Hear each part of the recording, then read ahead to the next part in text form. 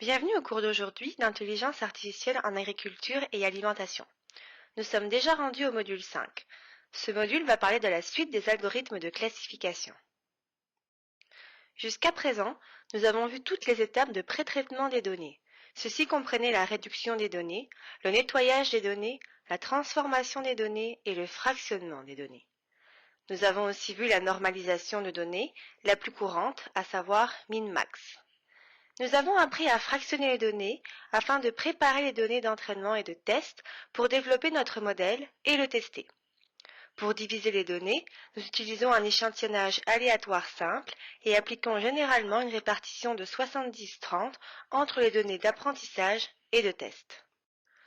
La semaine dernière, nous avons parlé de deux méthodes de classification, à savoir les arbres de décision et le cas du plus proche voisin. Poursuivons aujourd'hui notre discussion sur les algorithmes de classification des données. Dans le cours d'aujourd'hui, nous allons découvrir l'une des méthodes de classification les plus puissantes, appelée support vector machine, ainsi que l'algorithme M5. Ces types d'algorithmes de classification cherchent à relier les données d'entrée dans une catégorie ou une classe de données. Pour rappel, les arbres de décision construisent un modèle de classification ou de régression sous la forme d'une structure arborescente inversée. L'arbre de décision utilise une approche de règles si, alors, qui s'excluent mutuellement. À chaque nœud de décision interne, ces règles sont appliquées pour déterminer à quelle branche continuer à travers l'arborescence pour arriver au nœud terminal. Nous avons vu cet exemple où nous avions 4 classes de données que nous avons pu traduire en une série de règles. Ces règles sont représentées graphiquement dans l'arbre de décision. La méthode KNN est une méthode de classification simpliste où le nouveau cas, appelé aussi observation, est classé en fonction de sa similitude avec les autres observations. L'algorithme utilise un paramètre K pour identifier les cas observations les plus proches du nouveau point. L'algorithme utilise ensuite la classe la plus courante des K-points les plus proches pour classer la nouvelle observation. Nous avons vu qu'on choisit souvent un K entier, un pair, et que nous sélectionnons généralement des valeurs plus petites afin de capturer la variation dans nos données. Passons au cas des machines à vecteurs de support. C'est l'une des méthodes de classification les plus puissantes disponibles pour la classification. Pour introduire la méthode de machine à vecteur de soutien, ou SVM, voici une vidéo d'exemple simple de classification d'un animal de compagnie comme étant soit un chien, soit un chat. Dans la vidéo, l'hyperplan et les marges sont introduits. Cela montre aussi comment appliquer le SVM à des espaces de dimension supérieure grâce à l'application des fonctions du noyau. Comme nous l'avons vu dans la vidéo de la diapositive précédente, le SVM cherche à séparer des classes de données grâce à l'utilisation d'un hyperplan. Le SVM est un outil de classification puissant, devenu l'un des outils d'apprentissage automatique les plus flexibles et les plus efficaces. Supposons que nous ayons cet ensemble de fonctionnalités dans notre ensemble de données à prendre en compte dans notre modèle. Nous voulons les rendre linéairement séparables grâce au SVM. La difficulté avec le SVM est que nous voulons savoir quelle ligne ou quel plan est le meilleur pour la séparation des données. On peut voir sur cette diapositive que nous pouvons dessiner une ligne, comme celle en jaune, qui sépare efficacement les données en deux classes. Cependant, on peut aussi tracer une ligne bleue, différente de la ligne jaune, avec une pente et une intersection différentes. Cette ligne sépare également les données en deux classes. Enfin, on peut encore tracer une autre ligne marron pour séparer les données en deux classes. On peut voir qu'il existe une combinaison presque infinie d'hyperplans possibles avec différentes pentes et différentes interceptions qui séparent toutes les données en deux classes. Cependant, nous voulons savoir quel est le meilleur hyperplan, le plus optimal pour classer nos données. À votre avis, quelle est la ligne qui serait la plus appropriée pour séparer les données en deux classes. La question à se poser est: comment sélectionner la meilleure ligne de séparation? Si nous considérons la première ligne que nous avons tracée en jaune, nous pouvons créer deux lignes parallèles et les prolonger dans la direction transversale jusqu'à ce qu'elles touchent les données de chaque côté de la ligne. Cela ressemble un peu à une chaussée ou à une rue avec deux lignes parallèles touchant le carré rouge d'un côté et le cercle vert de l'autre. Si nous faisons le même exercice avec la ligne marron, nous pouvons voir que nous sommes capables de créer une rue avec une ligne parallèle touchant cette fois-ci 3 carrés et 2 cercles. Si on compare les deux hyperplans utilisés pour séparer les données, on peut dire que la situation de droite avec la ligne marron est préférable. Nous voulons classer nos données correctement. Par conséquent, en ayant une plus grande séparation entre les deux classes, c'est-à-dire une rue plus large, on peut dire que notre classification est meilleure. Les classes de données sont plus éloignées les unes des autres. Si une nouvelle observation est classée comme un cercle vert, par exemple, nous sommes plus confiants si la distance séparant les classes est plus grande. La largeur de cette rue est appelée marge. Dans le cas de la ligne jaune, nous avons une marge plus étroite que dans le cas de la ligne marron. La sélection de l'hyperplan marron maximise la marge et nous donne plus de certitude pour notre classification. Augmenter la marge nous donnera donc une meilleure probabilité d'obtenir un bon résultat. Chaque fois que nous créons la région de décision, nous étendons les marges parallèles à partir de l'hyperplan jusqu'à ce qu'ils touchent des points de données de chaque côté de l'hyperplan. La marge est donc la largeur à laquelle cette limite peut être augmentée avant de toucher un point de données. Les points de données sur lesquels les marges touchent sont appelés points de vecteur de support. Nous pouvons définir ρ comme étant la séparation maximale entre les deux classes de données. Par conséquent, le classificateur linéaire maximum, ou hyperplan, est celui qui a une marge égale à ρ, c'est-à-dire une marge maximale.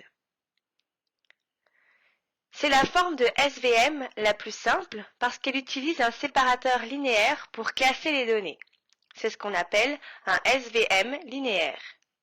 Les vecteurs de support sont les points de données contre lesquels la marge pousse chaque fois que nous l'étendons à partir de l'hyperplan.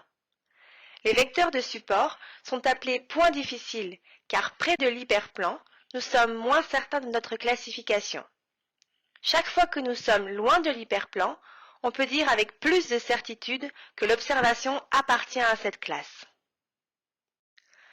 Le SVM cherche à maximiser la distance entre l'hyperplan et les marges, ou vecteurs de support, qui sont sur la frontière de décision. Si l'algorithme SVM peut maximiser cette distance, on est plus sûr de notre classification. S'il n'y a pas de point proche de l'hyperplan, nous aurons une marge large. La classification devient alors moins bonne. Les marges, ou les limites, peuvent être calculées mathématiquement en considérant l'équation Wx plus b égale 0. W est un vecteur de poids. X est le vecteur d'entrée et b est le biais. Pour faire la multiplication, nous devons transposer le vecteur de poids, puis le multiplier par le vecteur d'entrée. B est le biais du modèle. Tous les modèles d'intelligence artificielle ont un certain degré de biais devant être inclus. L'hyperplan est défini comme le cas où l'équation est égale à 0. Par conséquent, si l'équation donne une valeur négative, alors c'est un cas négatif. Si la valeur est positive, alors c'est un cas positif et il sera au-dessus de l'hyperplan. Voici l'hyperplan défini par W qui transpose le vecteur d'entrée additionné du biais. L'ensemble est égal à 0. Pour avoir la marge maximale ρ, nous devons définir le cas négatif égal à moins 1 et le cas positif égal à plus 1. Voyons un cas non linéaire maintenant. Si vous regardez le graphique à gauche, nous avons un ensemble de données dans lequel nous avons deux classes, le carré bleu et le cercle rouge. Cependant, il n'est pas possible de séparer linéairement ces données. la ligne tracée séparant les données a une forme de polynôme. Si on veut quand même utiliser un SVM linéaire, par souci de simplicité, nous allons utiliser une fonction de noyau. Avec une fonction de noyau, nous allons transformer les données d'un espace 2D ou d'une dimension supérieure en un espace pouvant être séparé linéairement. Suite à la fonction du noyau, plus précisément une fonction polynomiale, phi, notre exemple peut désormais être séparé linéairement. On peut dès lors appliquer notre LSVM. Il existe de nombreux types de fonctions du noyau. Nous avons ici plusieurs exemples, dont la fonction polynôme, le polynôme homogène et le noyau gaussien. Voici le nom des fonctions MATLAB qu'on peut utiliser dans notre code. Il est préférable de commencer par la fonction du noyau gaussien et d'essayer ensuite d'obtenir un bon résultat avec cette fonction. Le noyau gaussien est plus général et vous devriez commencer par celui-ci avant d'étudier les performances des autres fonctions du noyau. Dans de nombreux cas, notre ensemble de données ne sera pas séparable linéairement et nous devrons appliquer une fonction de noyau afin de pouvoir transformer les données en un espace d'entités linéairement séparables. Sur cette diapositive se trouve un diagramme illustrant la fonction du SVM. Nous avons notre vecteur d'entrée et nous voulons le relier à la variable de sortie via l'application d'un classificateur linéaire. Nous pouvons appliquer une fonction noyau afin de rendre les données séparables linéairement. Ensuite, en utilisant les vecteurs de support, nous pouvons créer l'hyperplan et les limites des marges afin d'arriver à une fonction pour la prédiction de sortie qui considère le biais. En utilisant cela, nous pouvons ensuite classer la variable de sortie. À partir de ce diagramme, vous pouvez également voir que chaque vecteur de support nécessite une fonction de noyau et que la taille de la couche de noyau cachée dépend des vecteurs de support. Cela signifie que l'ajustement de l'hyperplan et les marges maximales détermineront le nombre de vecteurs de support et donc le nombre d'unités cachées à utiliser. Comme mentionné dans l'introduction, les SVM fonctionnent assez bien pour les applications du monde réel et sont un outil de classification très puissant. En tant que modélisateur, nous devons juste sélectionner la fonction du noyau et ses paramètres associés, dont nous discuterons avec un exemple dans les prochaines diapositives. Voici un article publié en 2016 où nous avons participé concernant la modélisation de l'affouillement autour des piles de pont. Je vous encourage à jeter un œil à ce document, car le développement du modèle par le biais du pré-traitement et la présentation des résultats pourrait être utile pour votre prochain projet. Dans cette étude, les données concernant l'affouillement des piliers de pont ont été utilisées pour créer un modèle SVM capable de prédire la profondeur au niveau des piles.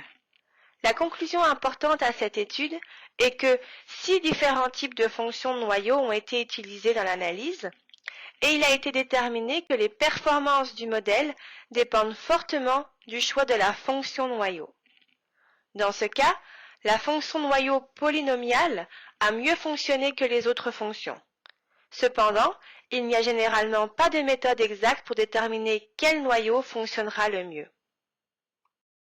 Regardons un exemple de l'application SVM dans MATLAB. Sur le site du cours, il y a un fichier SVM que vous devez télécharger et copier dans le même dossier. svmud.m. C'est le principal code. Cependant, il y a des fichiers d'accompagnement qui contiennent des fonctions appelées par le code principal. Le fichier Excel à considérer sera exemple SVM.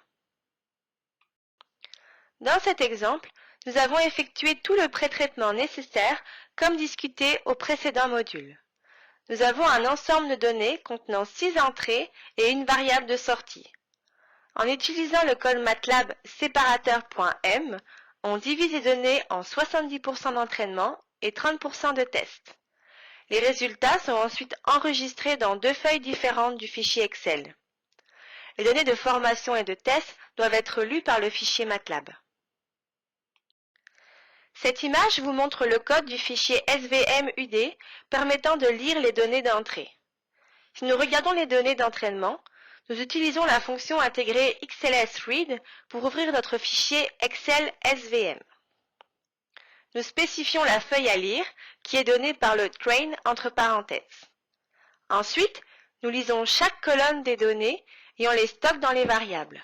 Par exemple, A1 est défini par l'entrée 1 ou la colonne A dans la feuille Excel.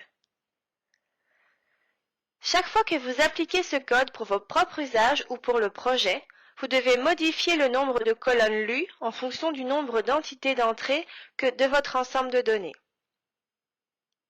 Avec XTR, nous sauvegardons les caractéristiques d'entrée sous forme de vecteurs contenant de A1 à A6 paramètres. YTR est notre sortie d'entraînement qui est définie par le nom de variable A7. La même approche est utilisée pour les données de test dans le programme.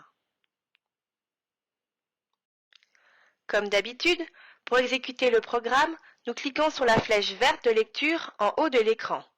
Assurez-vous que le dossier contenant tous les fichiers SVM du site web de cours a bien été sélectionné. Vous devez avoir tous les fichiers présentés sur le côté gauche de l'écran dans la fenêtre du dossier actuel, y compris les fichiers de fonction appelés par le programme principal. Chaque fois que vous exécutez le programme, le code vous demandera de saisir la fonction du noyau et ses paramètres associés. Les paramètres ici incluent epsilon, c, lambda et l'option du noyau.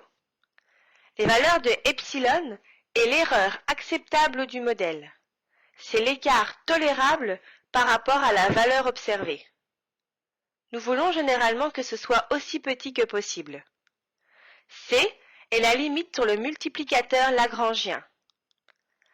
Lambda est une entrée pour les méthodes de programmation quadratique. Et l'option noyau est un paramètre de la fonction du noyau. C est la borne sur le multiplicateur lagrangien utilisée dans le programme. En général, C doit être supérieur à 1. Par conséquent, une valeur par défaut de 100 est sélectionnée. Epsilon est l'écart maximal tolérable des valeurs prévues par rapport aux valeurs réelles. Comme nous voulons que notre erreur soit petite, nous sélectionnons une petite valeur pour ce paramètre. La fonction du noyau est l'endroit où nous spécifions le type de noyau à utiliser. Nous pouvons choisir d'utiliser une fonction polynomiale, gaussienne, polynomiale ou homogène. Nous avons discuté du format de ces fonctions du noyau plus tôt dans ce module. L'option du noyau est simplement un paramètre de la fonction et peut prendre une valeur de 1, 2 ou 3. Lambda est un paramètre de conditionnement pour les méthodes de programmation quadratique compris entre 0 et 1. Sur le côté droit de la fenêtre MATLAB, nous pouvons voir l'espace de travail. C'est ici que nous trouvons toutes les variables et leurs valeurs utilisées dans notre programme. Nous pouvons l'utiliser pour vérifier les performances de notre programme et accéder aux résultats de la formation et de tests.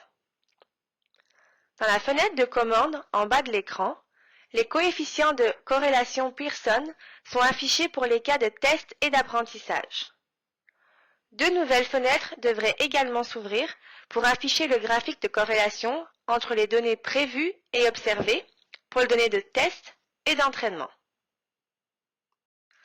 Dans la fenêtre de commande, nous pouvons voir que la formation du coefficient de corrélation Pearson est de 0,9503, tandis que le coefficient de test est de 0,9660.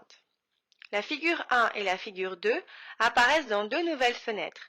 Elles affichent la corrélation pour les résultats de formation et de test. Nous pouvons voir dans ce cas-ci que les résultats sont assez bons et nous obtenons une corrélation positive presque parfaite. Si nous allons à la fenêtre de l'espace de travail, les résultats d'entraînement prévus sont stockés dans YEstimate-TR et les résultats de test prédits sont stockés dans YEstimate-TS. Les points de données observés correspondent à ceux qui sont stockés dans les variables YTR et YTS pour le train et le test, respectivement. Si nous cliquons sur Y estimé TR, par exemple, nous avons les modèles de sortie prédite pour le cas de formation et nous pouvons le copier dans notre fichier Excel pour le post-traitement. Voici un exemple d'application de SVM pour la modélisation agricole. Cet article est un exemple d'estimation du rendement et de la qualité des cultures à l'aide de l'algorithme SVM. Dans cette étude, les auteurs veulent estimer la biomasse et la qualité des cultures produites. Ceci est important à savoir pour les éleveurs parce que nous voulons savoir si nos champs nous fourniront suffisamment de récoltes pour nourrir le troupeau pendant les mois d'hiver. Devons-nous acheter du matériel de récolte et stocker pour les mois d'hiver ou pouvons-nous vendre les excédents de récolte pour générer un profit? Quelle est la qualité de la récolte ou comment maximiser la qualité pour nous assurer de donner à notre bétail le meilleur fourrage? Le modèle vise ici à ajuster le taux et le moment de fertilisation, ainsi que le moment de la récolte, afin d'avoir la situation la plus optimale pour l'agriculteur et son bétail. 377 points de données ont été collectés pour cette étude en considérant différentes espèces de graminées et de trèfles utilisées comme culture fourragère pour le bétail.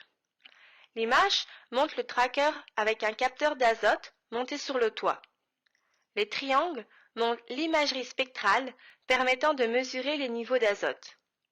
Le SVM a été utilisé pour développer une relation entre ces caractéristiques d'entrée afin de développer une meilleure pratique pour l'agriculteur.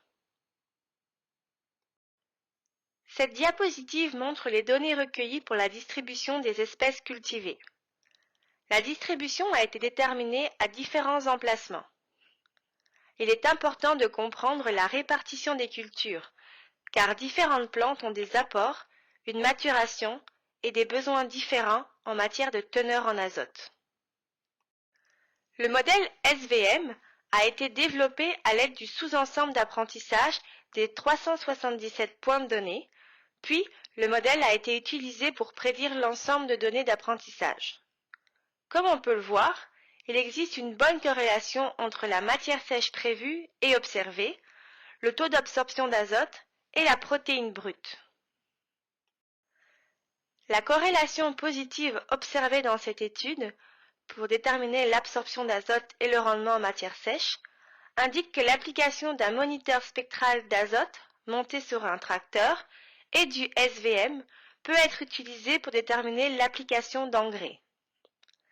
Il est particulièrement utile dans les premiers stades du développement des cultures pour s'assurer une bonne croissance et un développement rapide. Le SVM est donc un outil puissant pour la gestion agricole car il peut être utilisé pour aider les agriculteurs à prendre des décisions concernant la fertilisation et les récoltes.